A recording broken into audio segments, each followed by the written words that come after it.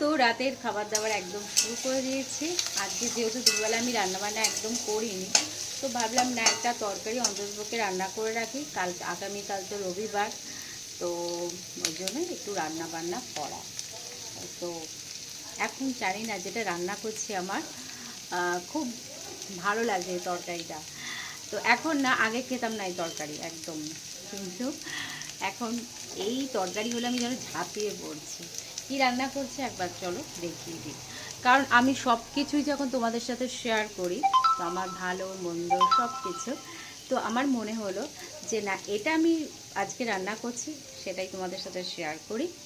তো চলো দেখো, প্রথমে আলুগুলোকে ফ্রাই করে নিচ্ছি। এর মধ্যে আছে পেঁয়াজ আর রসুন। এটা একটু সুন্দরভাবে ফ্রাই হয়ে গেলে এর মধ্যে আমি আদার পেস্টটাকে দিয়ে দেবো। একদম ডিপ ফ্রিজ থেকে আদাটাকে বের করে রেখে দিয়েছি। আদাটা দেব। আদাটা এতক্ষণ অনেকটাই ইয়ে হয়ে গেছে, বরফ একদম জমে থাকে, সেটা একদম দেখো। তো আদার পেস্টটাকে দিয়ে দেবো, যেটা আমার এখন খুব ভালো লাগছে। বিগত অনেক বছর আমি এই তরকারি একদম খাইনি, খেতাম না।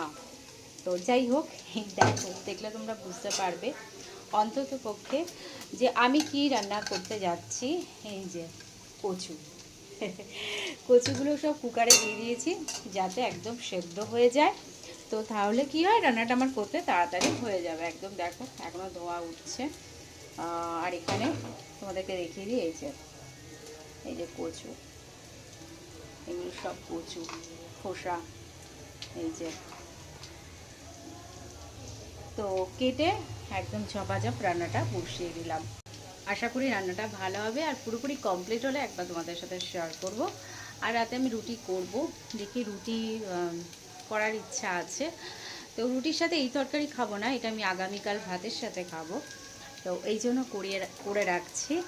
তো একদম পুরোপুরি হয়ে গেলে তোমাদের সাথে শেয়ার করব। চলো দেখো, আমার কচু তরকারি একদম পুরোপুরি কমপ্লিট। আমি আবার একটু উপরে ঘি দিয়ে দিয়েছি, যে উপরে ঘিগুলো ভাসছে। তো যাই না, প্রথমবার ঘি দিলাম, অবশ্যই একটু ভালোই হবে। তো এই হচ্ছে ব্যাপার, একদম খুব সুন্দর হয়েছে তরকারিটা। তো এবার রাতের জন্য রুটি করব। তো চলো রান্নাটা পুরোপুরি কমপ্লিট করি। আর ভাল লাগছে না রান্না করা, বেশিক্ষণ একদম আমার থাকতে ইচ্ছা করে না।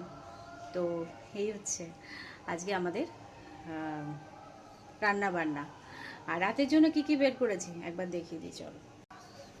এখানে আছে, আমি রুটিটা পনির দিয়ে খাবো, একদম পনির তরকারি, বরমশাইয়ের ভাত, এখানে আছে ডিমের ঝোল। তো এখনকার মতো